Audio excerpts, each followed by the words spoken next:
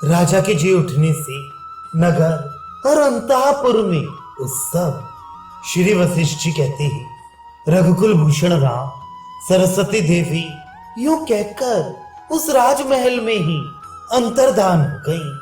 प्रातः काल होने पर कमलों के विकसित होने के साथ ही सभी लोग निद्रा त्याग कर जाग पड़े। तदनंतर क्रमशः राजा ने लीला का और लीला ने मृत्यु को प्राप्त होकर पुनर्जीवित हुए अपने प्रियतम राजा का महान आनंद के साथ बारंबार आलिंगन किया। उस समय उस राज सदन की विचित्र ही शोभा थी। उसके सभी निवासी आनंद में निमग्न थे। वे जय ध्वनि और मांगलिक पुण्यहा वाचन के उच्च स्वर से निनादित हो उठा था। उसका आंगन राजपुरुषों से ठसाठस भरा था। प्रजाजनों द्वारा लाए जाते हुए उपहार परस्पर टकरा जाने से गिर जाते थे, जिससे उसकी समतल भूमि ऊंची नीची हो गई थी।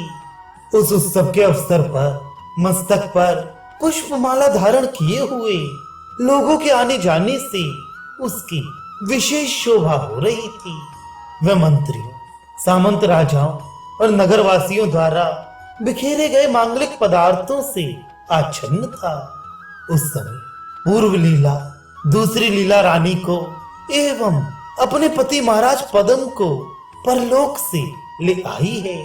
यूं अनेक विध गाथाओं के रूप में लोग देश देशांतर में इसका गान करते थे। राजा पद्म ने अपने मरण आदि के वृतांत को जो संक्षेप में वर्णन किया गया था सुनकर भृत्यों द्वारा लाए गए चारों सागरों के जल से स्नान किया।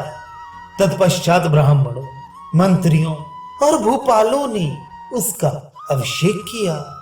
उस समय पूर्व लीला, द्वितीय लीला और राजा पद्म ये तीनों जीवन मुक्त और महान ज्ञान संपन्न हो गए थे।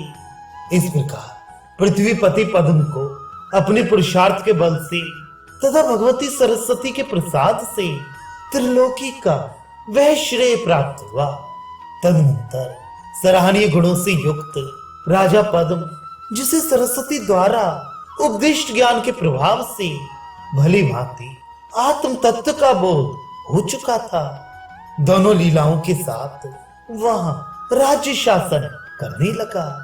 अपनी उस उत्तम राज्य का जो प्रजाओं के नित्य अभ्युदय से निर्दोष, शास्त्रानुकूल होने से विद्वानों को भी मुग्ध करने वाला, समुचित, आत्महितकारी और सारी जनता के लिए संतोषप्रद था।